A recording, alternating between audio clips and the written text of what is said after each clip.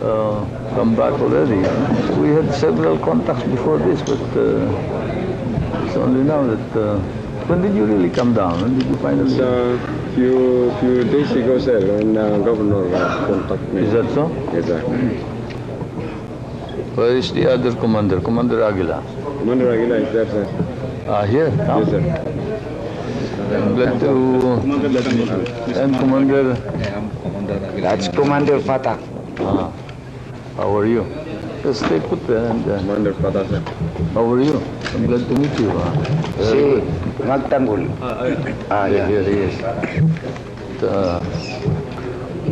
They all came down together? You all came down together? Good. You brought in how many men? 45 of them came down, sir. All the I see. Okay, you want to introduce them formally so that they can... We will do that. Okay, sit down.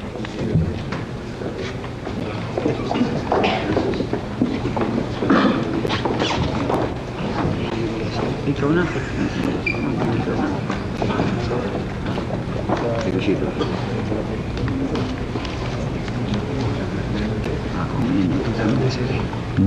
Namun siya will introduce the Lanao Nautic Group. Yes. Your Excellency, President Marcos, gentlemen, good evening. Sir, I would like to introduce and present to you some top commanders of the Lanao Norte Revolutionary Command of the Missouri faction who have been recently enlightened and have decided to come down and return to the folds of the law and join and serve the new republic. First is Pendibasing Makadag, alias Robert Aguila, the commander of Zone 3 of the Lanao Norte Command. He will also present to you, sir, his personal rifle as a token of his returning to the folds of the law. Jiwan, yung Jiwan niya, Jiwan. Yung Jiwan.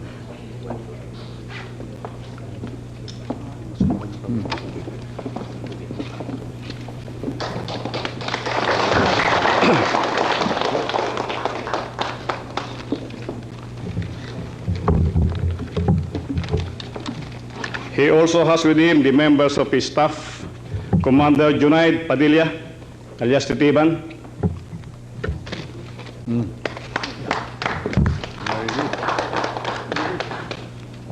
Commander Muscala Ampaso, alias Mus.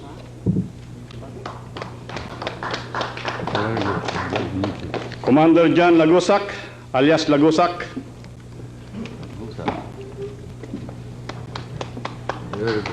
And Commander Naga Gumpal, alias Kamid.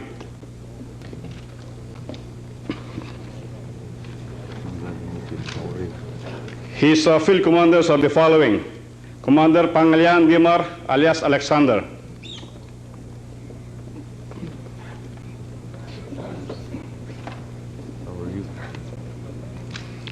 Commander Amaril Rumaraban, alias Magidala.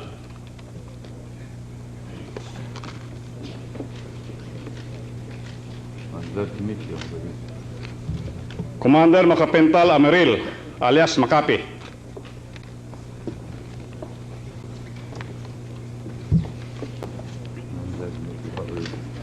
Commander Reni Ahmad.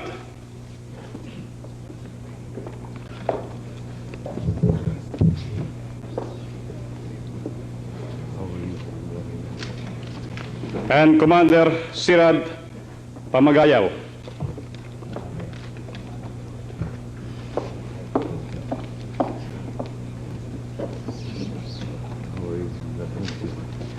The other commanders, sir, are the following: Commander Abalos Makundara, alias Al-King Fatak. He is known as the Provincial Field Marshal of the command. He has with him Said Butcha, alias Commander Jumalil. Sir, he is the operations officer of Commander James Band.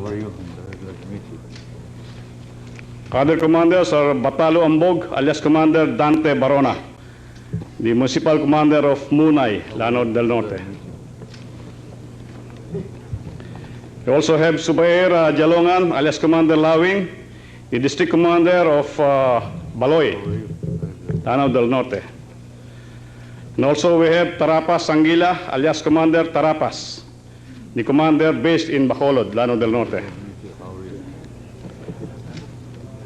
Sir, the principal negotiators for this group are Regional Assemblyman Mas Umpa. Very good. Congratulations. Also, Mr. Danny Alinog of the Ministry of Agrarian Reform based in Lanao del Norte. Congratulations. Very well done. Sir, those are the commanders from Lanao del Norte. I will be followed by Colonel Browner, who will introduce those from Lanao del Sur. Very good.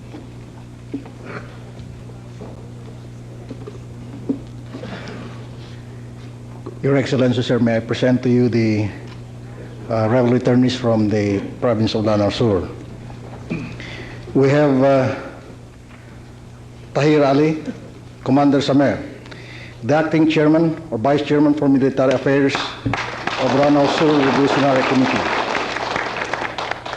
Together with him is his wife. Very good. We would like to present a weapon, the modified carbine. Ali, you present this. This is locally made. It's a carbine with an M20 rocket launcher. Is that so? It looks. Made by Bangsamoro Army. Which one? The attachment or? Yes, sir, the attachment unit transfer.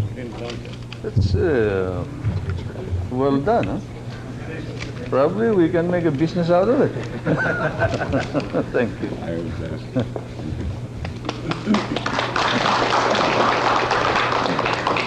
The next commander is Munakiram Batabor, alias Commander Magtanggol, Zone Commander of Zone 4, Lanao Norte Revolutionary Committee. I'm very happy indeed to be able to welcome you. Next is Amir Rascal, Commander Ador Papas, the Deputy Zone Commander of Zone 4, Lanao Norte Revolutionary Committee. We would like also to present to you an AK-47.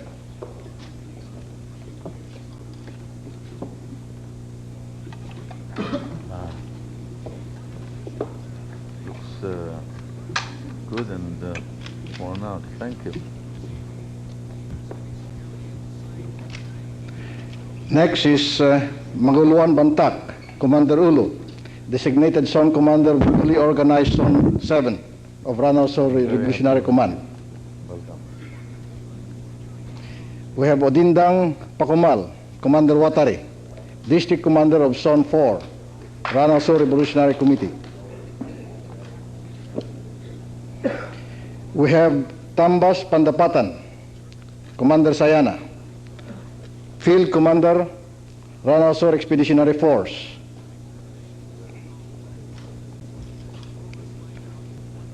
We have Linug Bulua, Commander Joker, Field Commander, Lanao Norte Revolutionary Committee. We have Manso Cotawato, Commander Jovi, Field Commander of Zone 2, Lanao Norte Revolutionary Committee.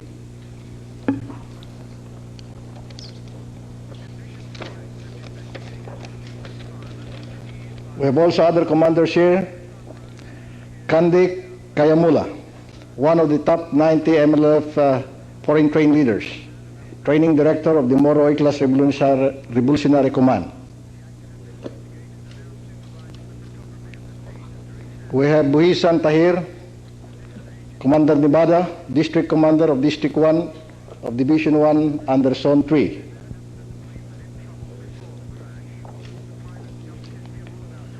We have Kabasaran Sarip, Commander Busar, Field Commander of Lanao Expeditionary Force, Lanao Sur Revolutionary Command.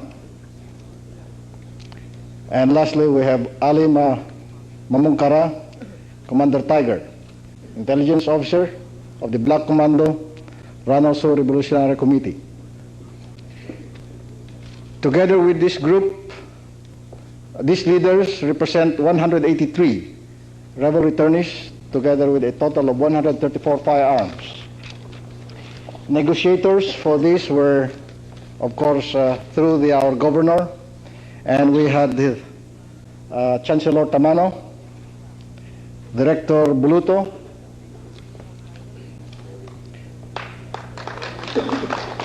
we have Eunice Macapato. We also had Colonel Goria of the Balderrama Logging, Mayor Dalaga Langit of Lumba Bayabao, Mayor Inurak Lantud of Pantaw Ragat,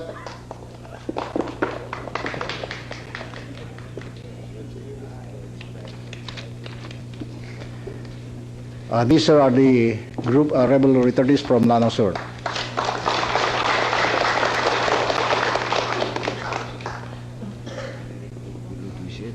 Second place in the examination and 10th place in the. Whom do you want to speak? Let's listen to whoever wants to speak. You want to speak, Commander Tairali? And also later on, Commander Aguilar, who wants to speak.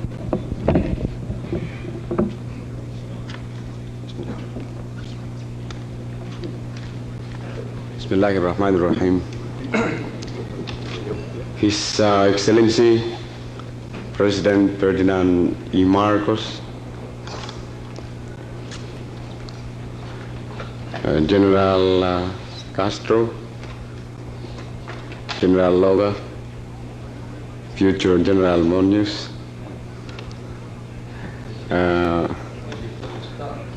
Governor, I'm sorry, the Chief of Staff of the Armed Forces of the Philippines, General Fabian Vier,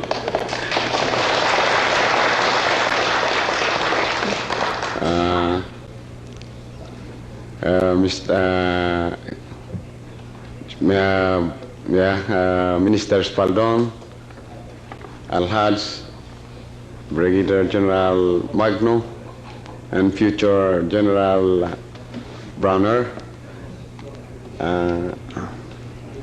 friends, ladies and gentlemen, in expressing the message of my presence here, Mr. President, I would like to begin by stressing first of all the notion that is commonly expressed about us by most of our people, particularly in respect to understanding our position in the revolutionary movement.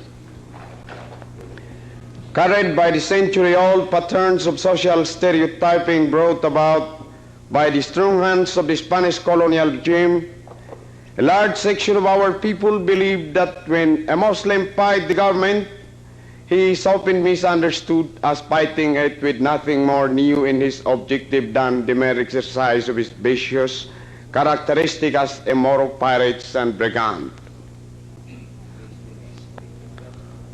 Our people must to spare him the qualities of true Muslim, that is, the person who has the moral sense of living and who submits himself to the will or laws of God. The 5 million Muslim Filipinos in the southern Philippines, by historical fact, are lovers of peace and justice. They believe that their history is one that is moving toward the promotion and attainment of worldly peace and spiritual happiness. Mr. President, sadly, this is the portion of the Muslim revolutionary philosophy that has been misunderstood by the previous national leadership. Only the compassion of Your Excellency's leadership and sincerity should in your multi-pronged approach to development have come to reverse this trend, which could have been the continuing tradition of negligence of the Philippine government toward its Muslim citizenry.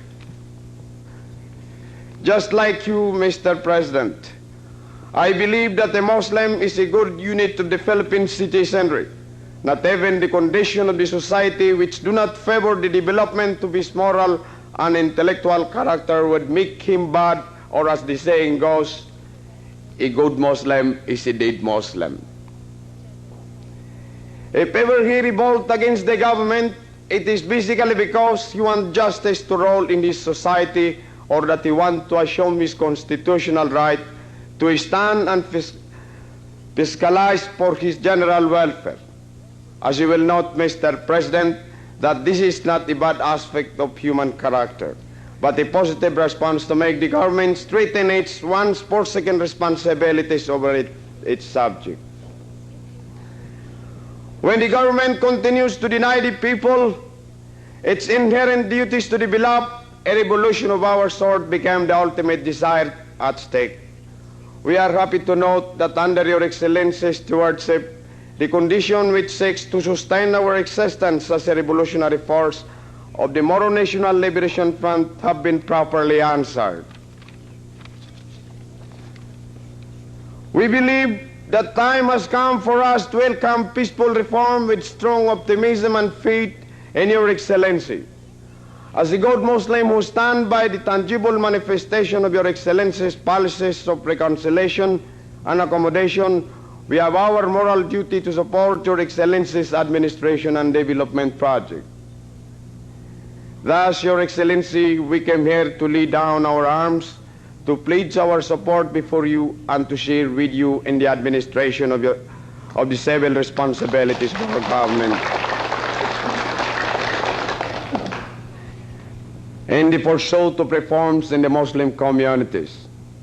On our part, and in my capacity as the chairman of the Lanao Sur Revolutionary Command, I wish to convey our thanks to Almighty Allah for giving us Your Excellency and the First Lady, Madam Imelda Romualdez Marcos, for without your humanitarian conviction and love, the welfare of the Muslim Filipino in the southern Philippines would not have been recognized and realized.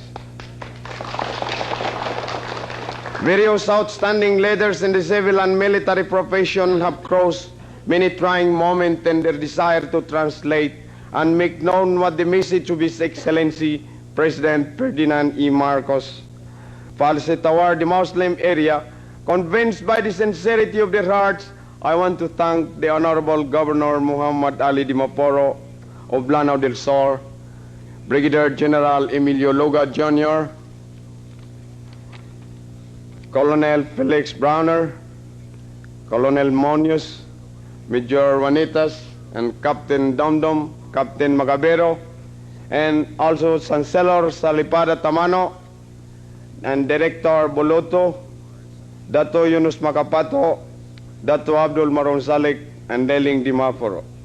And finally, thanks to Almighty Allah for giving us the light and reason to see justly Your Excellency's program. I thank you.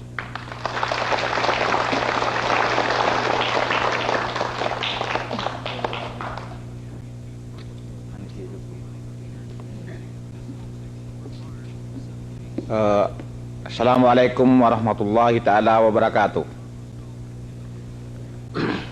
I am giving you the message of peace, which is the universal message. Magudas ako sa pakadidarpa ang kaya Pangulo sa Pilipinas si Presidente Marcos na lumalagaday sa giyang kaya mga general kipakadidarpa ibarati General Castro, General Luga, si General Munoz, lang kapukiran na giyang mga pediran ng mga military na kagiyang makamasa pa na giyang kasi Gobernador Quebranza na sampur na sa giyang kananalok sami Gobernador sa Lanao del Sur na gugiyang ko to isa pagariami Muslim haji na ipinabiyagar ka na suka kaya gudalaku. With the permission of His Excellency President Ferdinand A. Marcos and other leading officials and military officers of his administration, such as General Vir, Minister Espaldon, General Luga, General Castro, Colonel Munoz, General Magno, Colonel Browner, Governor Quebranza, and most of all, our dear great leader and parent Governor Muhammad Ali Dimaporo of Lanao del Sur. Ayam apa teru akan sa kiasungan sang kamalakan yan na sabab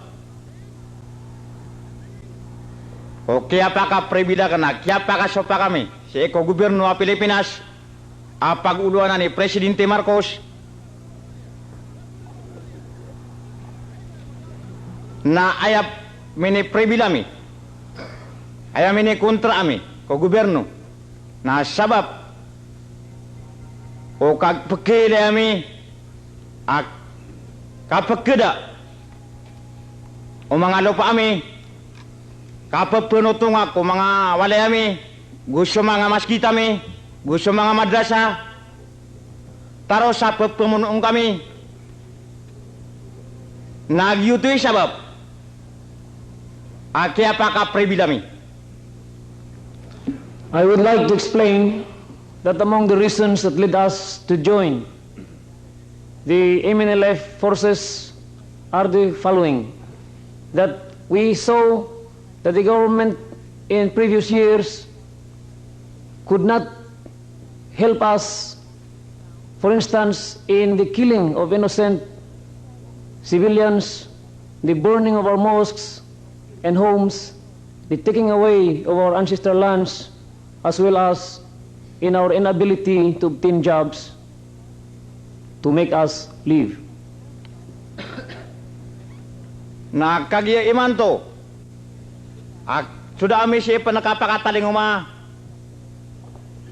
na miyaw serakan ko kaya negositarakan nagyang ko to si asimbulan masarang umpa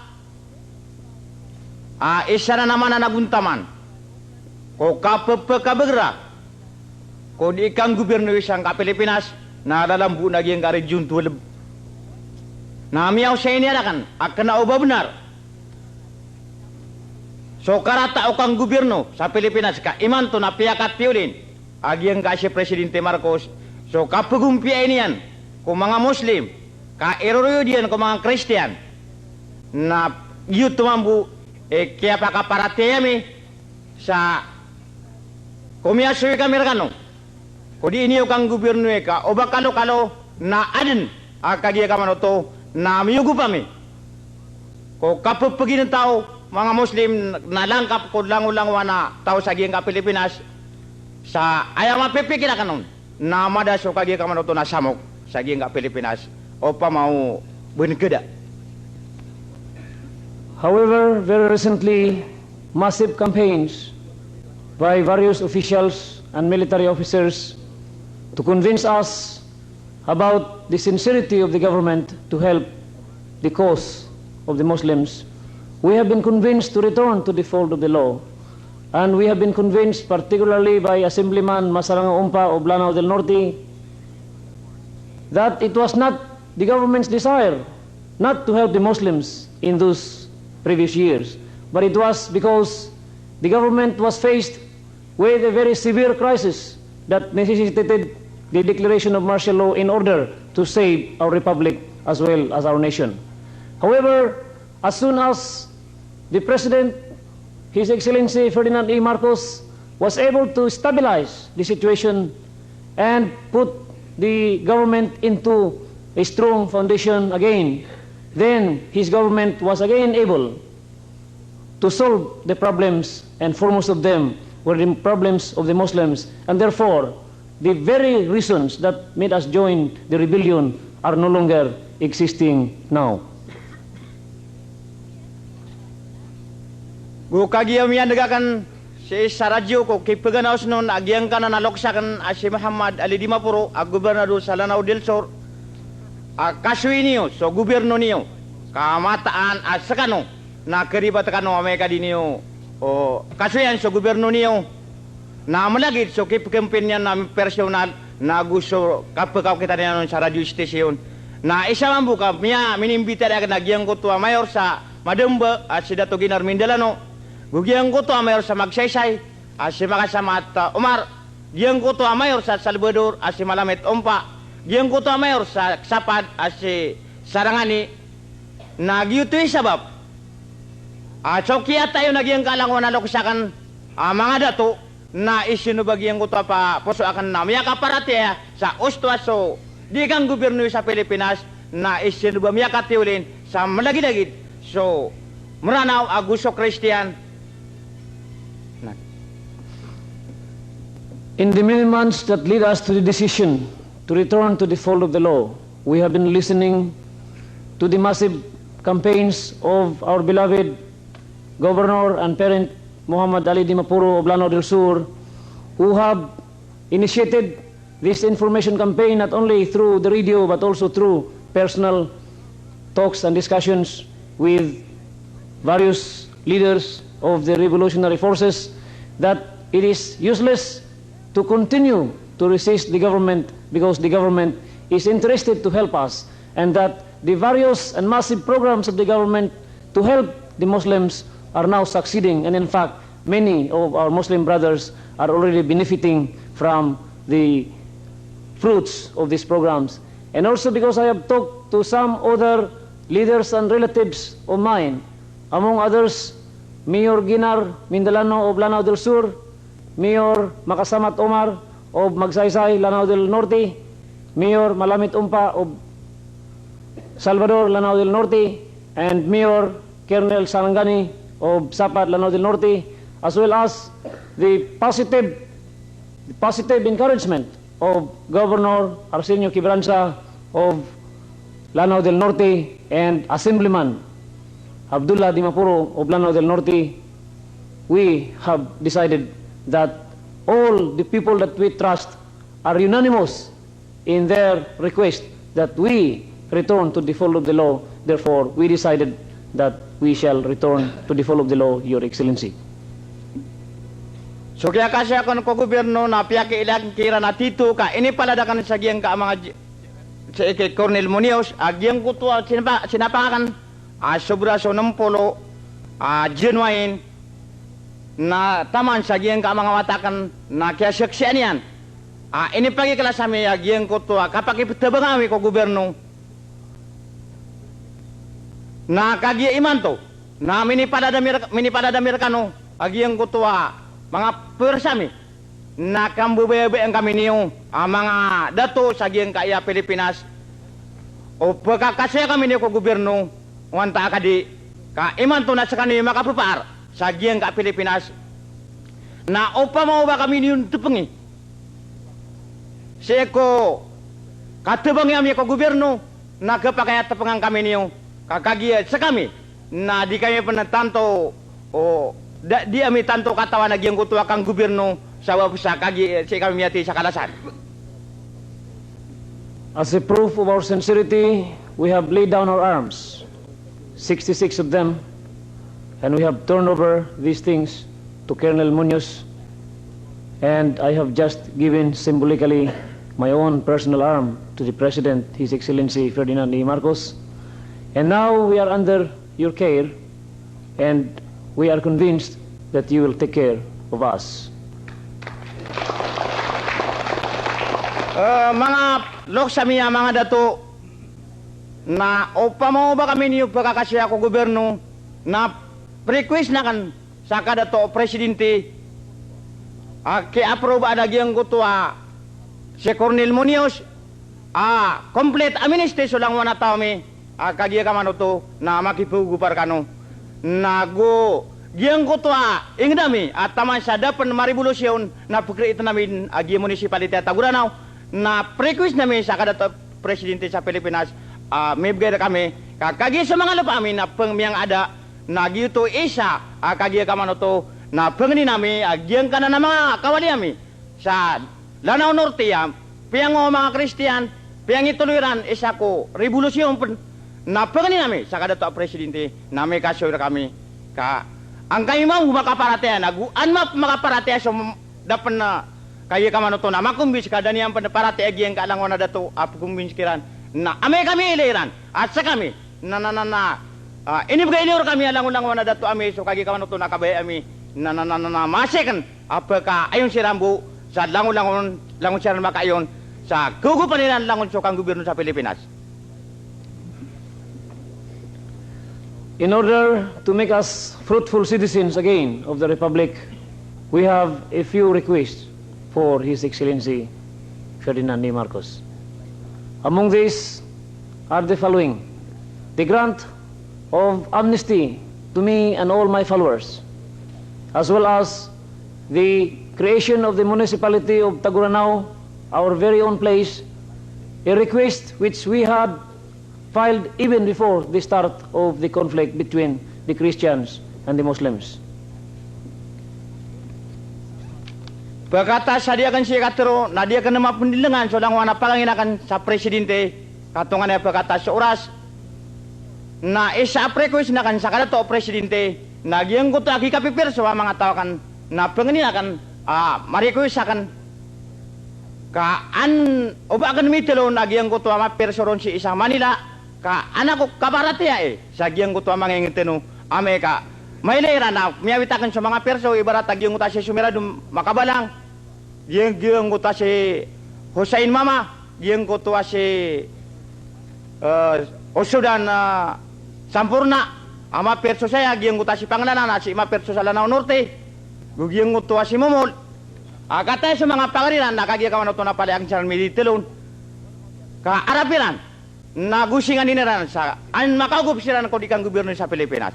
Sa dia kan dilengan na kami susurat si isto kagi kawan to na. Langwa na singan nina kan na ipulada kang busap ato mga na presidente. I would not like to state in detail all the requests that I would like to make with our beloved president. I will only summarize one thing, and that is for him to kindly release to me some of my followers who are now under the custody of the law, so that this can serve as an example for my followers who are still about to return to the fold of the law to believe the sincerity of the president. I am convinced that these people, if convinced, will again join me in returning to the fold of the law. The rest of my other demands, or rather requests, are there, and I will give them to the president.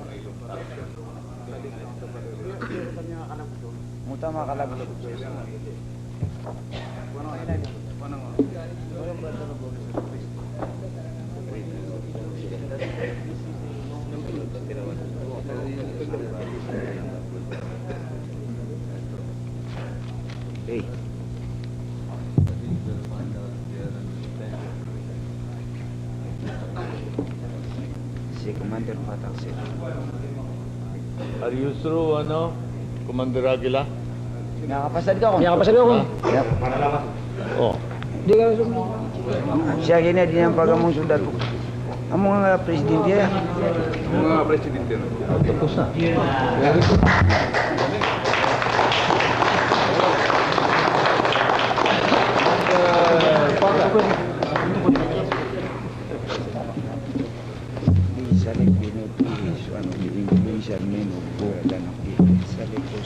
Your Excellency, Governor President Ferdinand E. Marcos,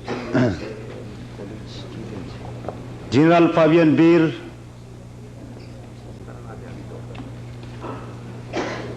General Magnum,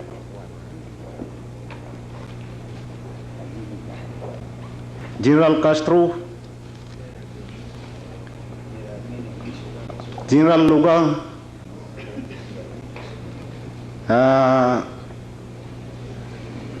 Colonel Munoz, Colonel Brownier, Governor Ali Mapuru, Governor Arsenio Quibranza, and Prince.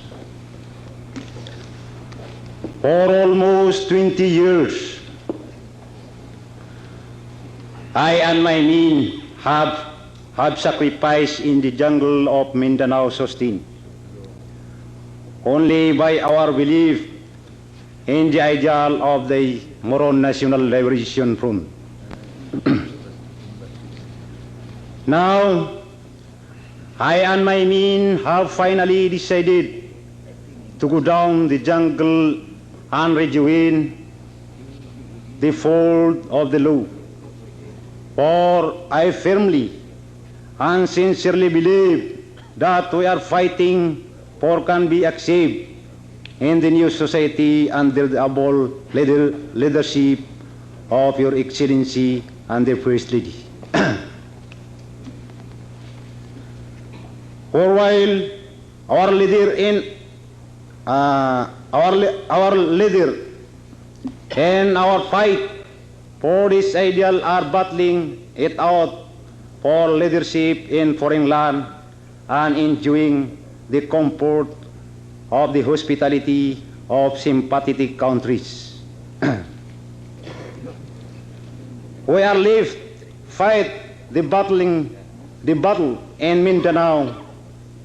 They are using our exploits to bolster their image abroad and possibly have often personal benefits for themselves and their families.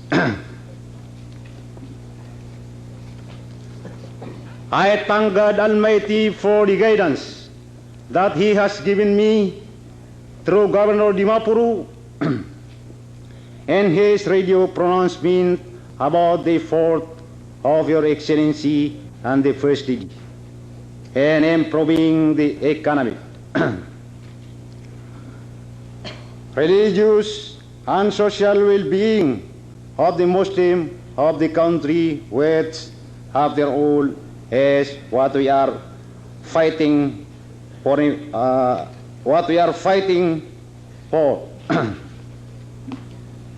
Many attempts has been made by other leaders to make me join the fold of the law.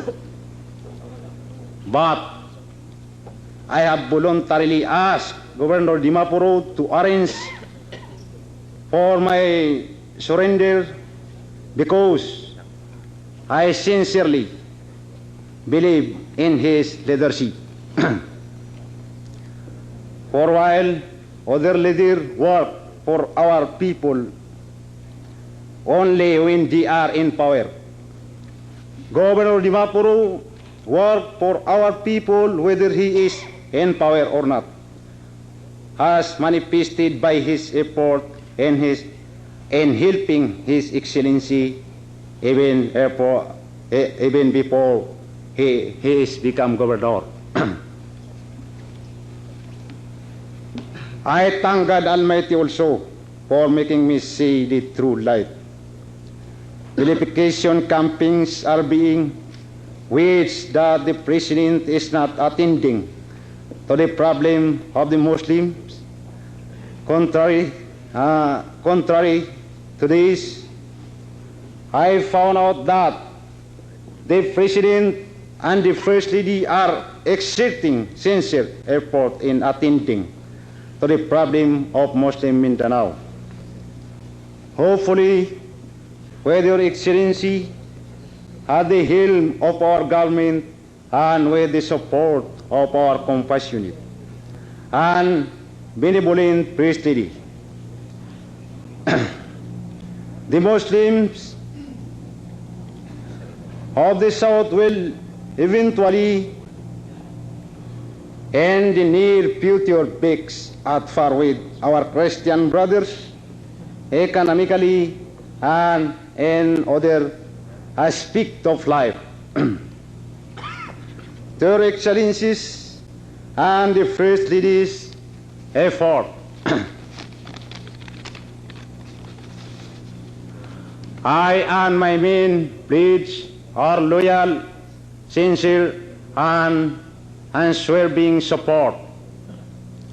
For I believe that we can live in peace if we can achieve equality.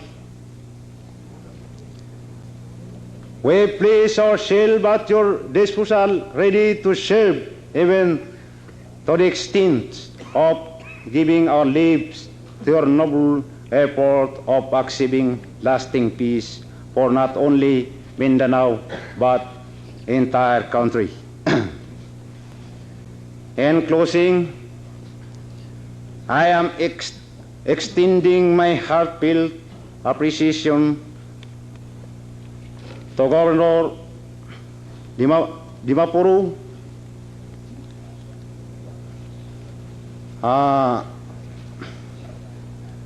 General Luga,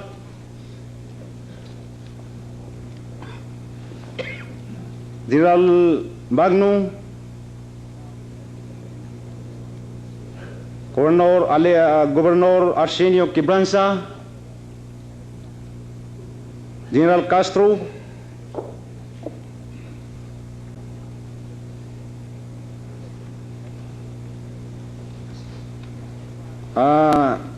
and to my Colonel Munoz, Colonel Browner, and to my best brother, Mr. Danny Alinog of Agrarian Reform, for the assistance that they give in coordinating and facilitating our return to the fold of the law. I thank you.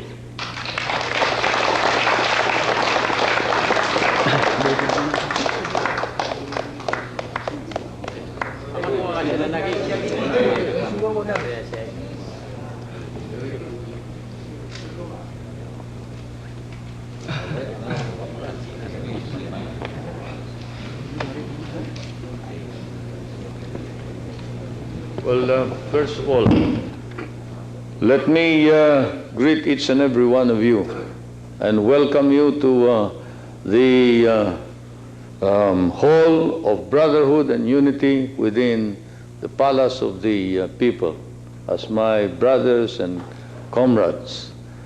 As you come with trust, I treat you with trust. And to you and to all your men, to all your commanders, and to all the men under you, to as of today, I grant complete and absolute amnesty in order that you may be able to move around.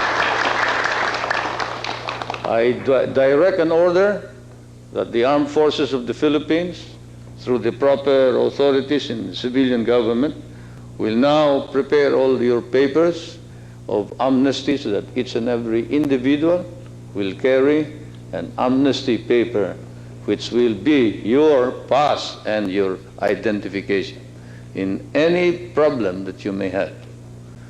Next, I have taken time out from my busy schedule to meet with you because I know how difficult a decision you have made. Alam kong kayo ay nag-isip ng malalim bago kayo pumunta rito at bumalik na tumulong sa ating pamahalaan. Alam kong marami ang inyong mga pinagdaanan na kahirapan, pagpupunyagi sa ngalan ng inyong akala ay kailangan ipaglaban sa ating bansa. Sapagkat ako rin ay isang naging napalaban kagaya ninyo sa lahat, sa maraming mga bagay, di lamang sa digmaan, kung hindi sa mga iba-ibang bagay. Kanya't ako'y naunawaan ko, I understand. I know how it feels to be fighting for a cause. Kanya't ako rin ay natutuwa, nag-uumapaw ang kagalakan sa aking puso na makakita sa inyo rito. Ako'y natutuwa sa pagdating ninyo rito. Nung tumawag sa akin, ang mga general at si Governor Ali Dimapuro, si Governor Quibranza, at ipinaabot sa akin na kayo ay yang bababa na sa bundok at dala ninyo inyong mga kasama. Ako'y parang napatulo ang luha ko sapagkat alam ko na etong mga nangyayaring ito ay tila ba parang bilin ng Panginoon nasa langit. Bilin ng mas mapagkapangyarihan kaysa sa atin lahat na alam ang mga dahilan kung bakit nangyayari kang anuman sa lupa. Kanya't ngayon ay ako'y natutuwa nga Ngunit yung katuwaan na yan ay aking tutuloy. Iaabot sa inyo sa pamagitan ng pagtutulong sa inyong mga kinakailangan sa inyong bagong buhay.